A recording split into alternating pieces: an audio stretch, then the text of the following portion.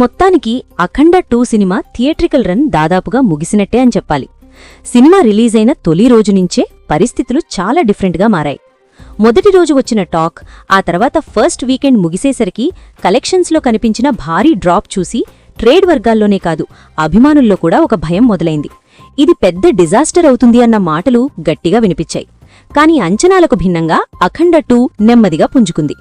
మొదటి వారం పూర్తయ్యాక పరిస్థితి పూర్తిగా మారకపోయినా రెండో వారం నుంచి సినిమా స్టడీగా నిలబడింది. ముఖ్యంగా వీక్ డేస్లో కలెక్షన్స్ చాలా సాధారణంగా ఉన్నప్పటికీ వీకెండ్స్ వచ్చేసరికి మాత్రం చెప్పుకోదగ్గ స్థాయిలో షేర్ రావడం మొదలైంది. వరుసగా 3 వీకెండ్స్లోనూ ఈ సినిమాకు ఆశించిన దానికంటే మెరుగైన వసూళ్లు రావడం ట్రేడ్ను కూడా ఆశ్చర్యపరిచింది. లాంగ్ రన్ ఉంటేనే కొంతైనా ఊరట అన్న లెక్కతో బయ్యర్లు ఓపికగా ఎదురుచూశారు. అయితే మొత్తం రన్ పూర్తయ్యేసరికి చూస్తే అఖండ 2ను పూర్తిస్థాయి హిట్ అని మాత్రం చెప్పలేం. అలాగే బయ్యర్లందరూ సేఫ్ జోన్లోకి వచ్చారు అని కూడా అనలేం. కానీ రిలీజ్ టైంలో అనుకున్నట్టుగా భారీ నష్టాలు మాత్రం రాలేదన్నది ట్రేడ్ లెక్కల ప్రకారం స్పష్టమవుతోంది. నైజాం ఏరియాలో ఈ సినిమా దాదాపుగా బ్రేక్ ఈవెన్ మార్కును టచ్ చేసింది. అక్కడ స్వల్ప తేడాతో బయ్యర్లు బయటపడ్డారు. ఇది మొదట్లో ఊహించని విషయం. రాయలసీమలో కూడా అఖండ 2 పరిస్థితి అంతగా దారుణంగా లేదు. అక్కడ బ్రేక్ ఈవెన్కు చాలా దగ్గరగా వెళ్ళింది. మాస్ సెంటర్లలో ముఖ్యంగా బాలయ్యకున్న ఫాలోయింగ్ కారణంగా సినిమా లాంగ్ రన్ సాగింది. ఆంధ్ర ప్రాంతానికి వచ్చేసరికి కొన్ని ఏరియాల్లో స్వల్ప నష్టాలు తప్పలేదు. కొన్ని చోట్ల 20-30% వరకు నష్టాలు నమోదయ్యాయి. అయితే ఇవి కూడా భారీ నష్టాలు అనే స్థాయిలో కాకుండా మేనేజబుల్ రేంజ్లోనే ఉన్నాయని ట్రేడ్ చెప్తోంది. ఓవర్సీస్ విషయానికొస్తే మాత్రం అఖండ 2 అనుకున్న స్థాయిలో ఆడలేకపోయింది. ముఖ్యంగా యుఎస్ మార్కెట్లో ఈ సినిమాకు సరైన ఊపు రాలేదు. మొదటి వారాంతంలోనే డ్రాప్ వచ్చేయడంతో అక్కడి బయ్యర్లు కొంత ఇబ్బంది పడ్డారు. లాంగ్ రన్ అక్కడ పెద్దగా హెల్ప్ కాలేదన్నది స్పష్టంగా కనిపించింది. దీంతో ఓవర్సీస్లో నష్టాల శాతం కొంచెం ఎక్కువగానే ఉంది. అయినా సరే మొత్తం మీద చూస్తే అఖండ 2 బయ్యర్లకు మొదట్లో కనిపించిన భయానక పరిస్థితి చివరికి రాలేదు.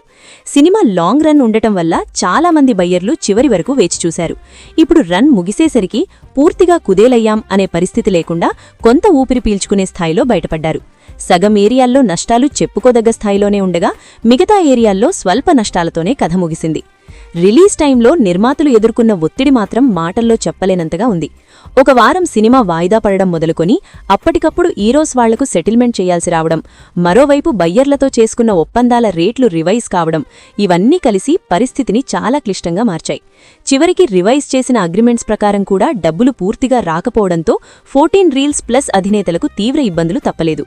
ఆ టైంలో ట్రేడ్లో రోజుకో రూమర్, రోజుకో నెగటివ్ టాక్ వినిపించింది. థియేటర్ల దగ్గర సినిమా ఆడుతోందా లేదా అన్నదానికంటే కూడా బ్యాకెండ్లో జరుగుతున్న సెటిల్మెంట్స్ గురించే ఎక్కువ చర్చ నడిచింది. అలాంటి పరిస్థితుల్లో కూడా సినిమాను పూర్తిగా లాంగ్ రన్లో నిలబెట్టగలగడం ఒక రకంగా చెప్పాలంటే చిన్న విజయమనే చెప్పాలి.